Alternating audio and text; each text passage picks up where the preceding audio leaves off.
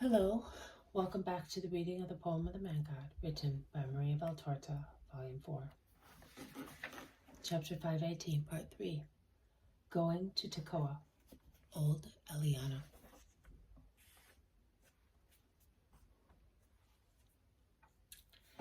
At Jericho, if Judas has not yet joined us, I will leave Andrew and John, and let them remember that the gratuitous gifts of God have not been granted in the same measure to everybody.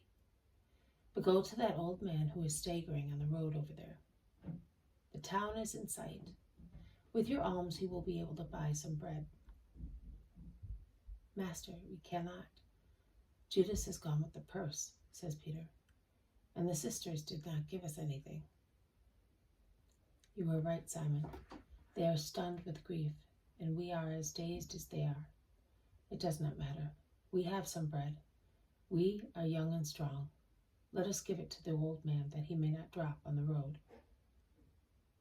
They search in their bags and put together a few morsels of bread. They give them to the old man, who looks at them with an amazed countenance. Eat, eat, says Jesus, encouraging him, and he lets him drink out of his flask while asking him where he is going. To Tekoah. There is a big market tomorrow, but I have had nothing to eat since yesterday. Are you alone? More than alone. My son drove me out of the house. The senile voice is heartrending. God will open the gate of his kingdom to you if you can believe in his mercy and in that of his Messiah. But my son will have no Messiah, because he who hates him so much as to hate his Father who loves him cannot have the Messiah. Is that why he drove you out? Yes, it is. And that he might not lose the friendship of some people who persecute the Messiah. He wanted to show them that his hatred is greater than theirs, as it exceeds the call of kinship. How horrible, they all exclaim. It would be more horrible if I had the same thoughts as my son, says the old man impulsively. But who is he? If I have understood correctly, he must be one who has power and authority, says Thomas. Man, it will not be a father to mention the name of his guilty son, to have him despised. I must say that I am cold and hungry. Although by working hard I had increased the wealth of the family to make my son happy, but not more than that. Consider that I am from Judea, and he is from Judea, and that we are thus of the same race, but of different opinions. The rest is of no importance. And since you are a just man, are you not asking anything of God? Jesus asks kindly. That he may touch the heart of my son and induce him to believe what I believe. But for yourself, just for yourself, are you not going to ask anything? To meet him, who according to me is the Son of God, to venerate him and then die. But if you die, you will not see him anymore. You will be in limbo. Only for a short time. You are a rabbi, are you not? I cannot see very well, my age, and the many tears, and also hunger, but I can see the tassels of your belt. If you are a good rabbi, and I think you are, you must realize too that the time has come. I mean the time mentioned by Isaiah. And the hour is about to come when the Lamb will take upon himself all the sins of the world, and will bear all our evils and sorrows, and will therefore be pierced and sacrificed, that we may be restored to health, and we may be at peace with the eternal Father. Then there will be peace also for spirits. I hope so, confiding in the mercy of God. Have you ever seen the Master? No, I only heard him in the temple at festivals. But I am small, and age makes me even more so, and I cannot see very well, as I said. So if I go to the middle of the crowd, I cannot see because there is someone in front of me. If I stay out of the crowd, I cannot see because I am too far away. Oh, I would love to see him, at least once. You will see him, Father. God will satisfy you. And have you where to go at Tekoah? No, I will stay under a porch or some door. I am used to it by now. Come with me. I know a good Israelite. He will receive you in the name of Jesus, the Galilean Master. But you are a Galilean too. One can tell by your accent. Yes? Are you tired? But we are already at the first houses. You will soon be able to rest, and you will have some refreshment. Jesus bends to say something to Peter, and Peter moves aside to tell the others what Jesus said. But I do not understand what he says. Then Peter quickens his steps, and he enters the town with Alphaeus' sons and John. Jesus follows him with the others, adapting his steps to that of the poor old man, who does not speak any more, tired as he is. And so he remains behind with Andrew and Matthew. The town seems to be empty.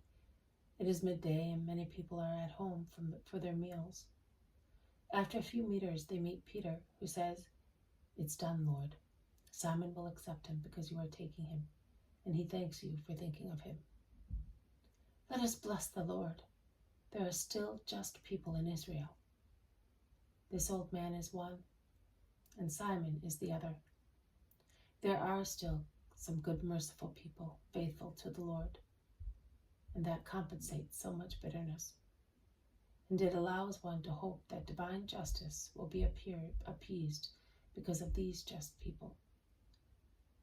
However, that a son should expel his father from his house in order not to lose the friendship of some powerful Pharisee.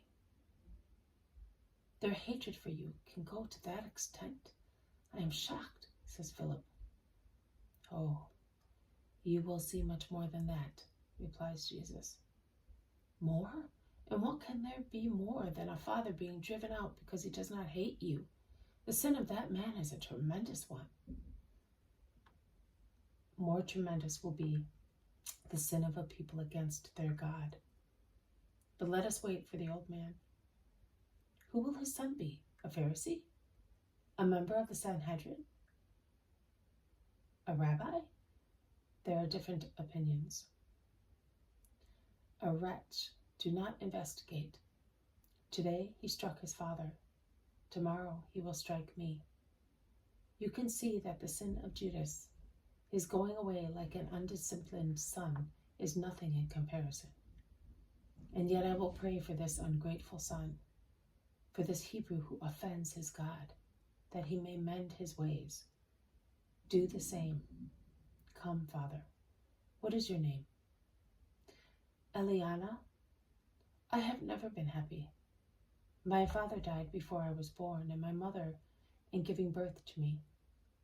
My mother's mother, who brought me up, named me with the two names of my father and mother joined together. You really are an Eli man, and your son is like Phinehas, says Philip, who cannot set his mind at rest because of such sin. God forbid, man. Phinehas died a sinner, and he died when the ark was captured. That would be a misfortune for his soul and for the whole of Israel, replies the old man. Listen, this house is a friendly one, and whatever I ask, I get. It belongs to a certain Simon, a just man in the eyes of God and of men. He will receive you for my sake, if you are willing to stay here, says Jesus before knocking at the door. Am I to make a choice? I will invoke the blessing of heaven on those who give me bread and the shelter of charity. But I want to work. It is not a shame to be a servant. It is shameful to commit sin. We shall tell Simon, says Jesus with a smile of compassion, looking at the little old man destroyed by privations and grief. The door is opened.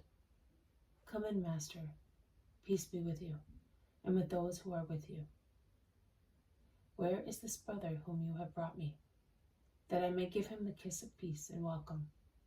says a man about 50 years old.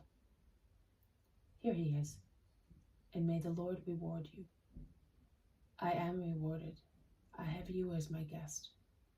He who has you has God. I was not expecting you, and I cannot honor you as I would like. But I hear that you will be coming back in a few days' time, and I will be ready to receive you as becomes you. They are by now in a room in which steaming basins are ready for ablutions. The old man is standing shyly against the door, but the landlord takes him by the hand and makes him sit down. He wants to take his sandals off and serve him as if he were a king, and then put new sandals on his feet, while the old man says, Why? Why all this? I have come to serve, and you are serving me? It is not right. It is right, man. I cannot follow the rabbi because I must help here in the house. But as the least disciple of the Holy Master, I strive to put his words into practice. You know him well. Really, you know him because you are good. There are many who know him in Israel. But how? With their eyes and their hatred, so they do not know him. A man knows a woman when he knows everything about her, and he possesses her completely. It is the same with Jesus of Nazareth, whom I do not know with my eyes, but whom I know better than many people because I believe that wisdom is in him. But you really know him by sight and by his doctrine. The man looks at Jesus, but does not say anything. The old man resumes speaking. I told this rabbi that I wanted to work. Yes, he will find a job for you. For the time being, come to the table. Master, your disciples will be coming shortly. Can we sit at the table just the same, or do you prefer to wait for them? I prefer to wait for them. But if you have work to do, oh, Master, you know that it is a joy for me to obey your least order. From this moment, the old man begins to suspect of the identity of the man who assisted him on the way, and looks at him over and over again. He then looks at his companions diligently, walking round them. The sons of Alphaeus come in with John. Jesus calls them by their names. Oh, Most High God, so it was you, exclaims the old man, and he prostrates himself, venerating him. His amazement is not inferior to that of the others. His way of recognizing the Master is so strange. Peter, in fact, asks him, what is there so special in these names, so common in Israel, to make you think that you are in the presence of the Messiah? Because I know Judas. He always comes to my son, and the old man stops, and as he feels embarrassed having mentioned his son. But I have never seen you, man, says Thaddeus, standing in front of him and bending to be face to face with him. Neither do I know you. But one Judas, a disciple of the Christ, often comes to my son. And I heard him speak of a John, of a James, and of a Simon, a friend of Lazarus of Bethany, and of so many other things. When I heard 3 names, known as those of the most intimate disciples of the Master, and he so good, I understood, I did. But where is the other Judas? He is not here, but it is true, it is I. The Lord is good, Father. You wished to see me, and you have seen me. Let us bless the mercy of God. Do not move away, Elianna. You were close to me when I was a wayfarer to you, and nothing else. Now that I am the destination, you do not know how much your heart has comforted me. It is not possible for you to know. I, not you, I am the one who has received most. When 3/4 of Israel, and even more, hate me to the point of being criminals, when the weak ones move away from my way, when the thorns of ingratitude, of hatred, of slander pierce me on every side, when I can find no relief in the thought that my sacrifice will be salvation to Israel. To find one like you, Father, is to receive compensation for my grief. You do not know. None of you are aware of the deeper and deeper sadness of the Son of Man. I thirst for love, and too many hearts are dried springs which I approach in vain. But let us go. And holding the old man close to himself, he goes into the room where the tables are already laid. This has been a reading from the poem of the Man God, written by Maria Valtorta, Volume 4, Chapter 518, Part 3, Going to Tekoah, Old Elianna. Thank you for listening. I will see you tomorrow. May God bless you, and may peace be with you.